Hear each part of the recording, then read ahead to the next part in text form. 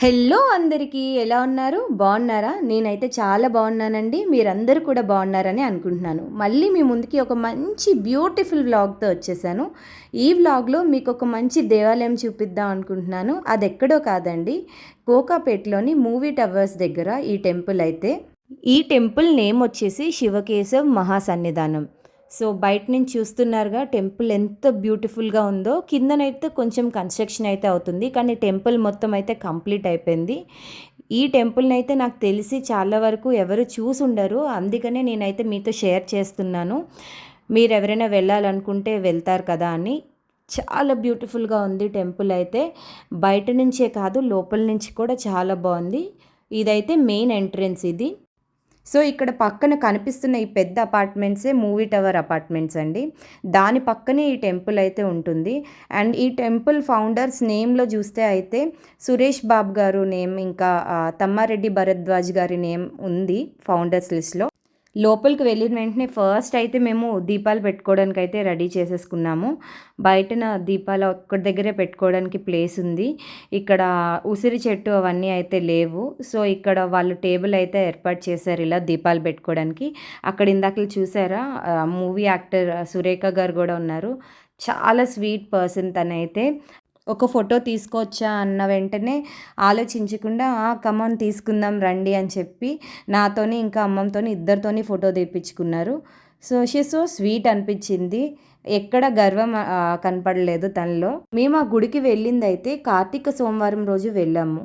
So compulsory దీపాలు అయితే పెట్టుకుంటాం కదా, అందుకని దీపం పెట్టుకోవడానికి అక్కడ మొత్తం రెడీ చేశారు. రెడీ చేసిన తర్వాత ఇద్దరం దీపం పెట్టుకొని అక్కడి నుంచి దర్శనానికి అయితే వెళ్ళాం.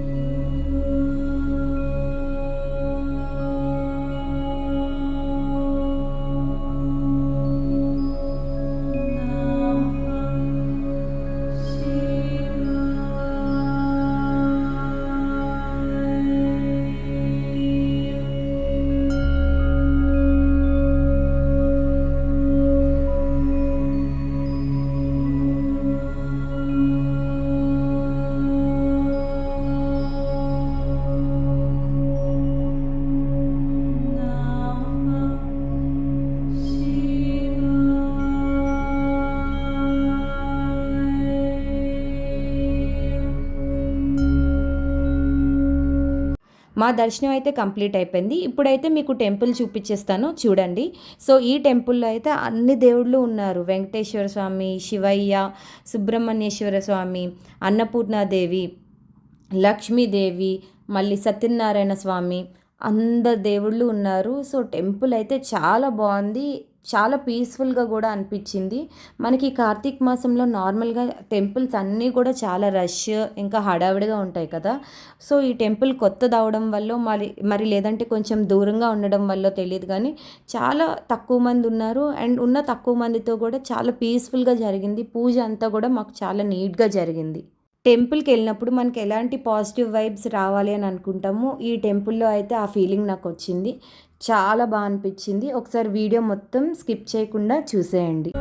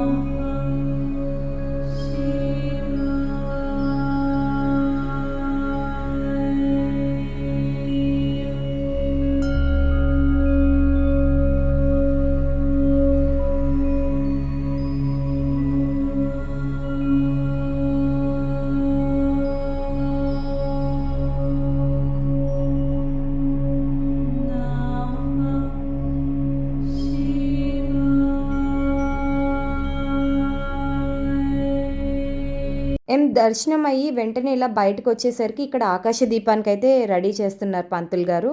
సో, కూర్చోవచ్చా, మేము పూజ చేసుకోవచ్చా అంటే టెంపుల్ రూల్స్ ప్రకారం టికెట్ అయితే తీసుకోవాలంట పూజ చేసుకోవడానికి. సో, అమ్మమ్మ వెళ్ళి టికెట్ తీసుకొచ్చారు. తీసుకొచ్చిన వెంటనే ఇక్కడ కూర్చొని పూజ అయితే చేపించుకుంటున్నాము.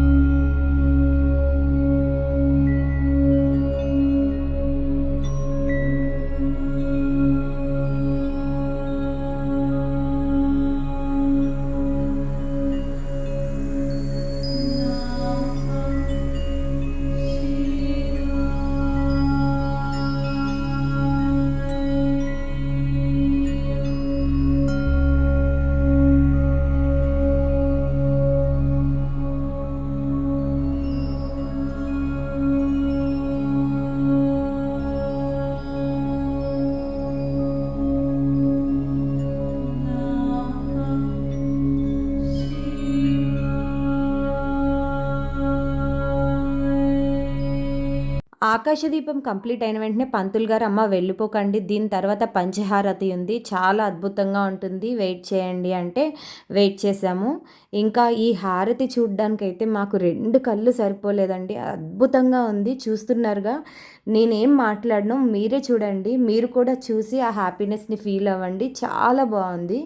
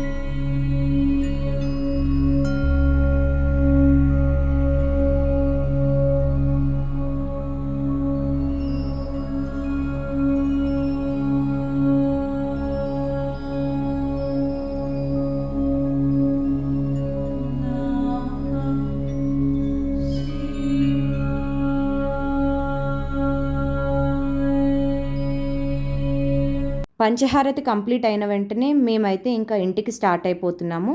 బయటనంతా కూడా చూస్తున్నారా టెంపుల్ ఎంత బాగుందో. ఇంకా కొంచెం కన్స్ట్రక్షన్ అయితే అవుతుంది అటు సైడ్.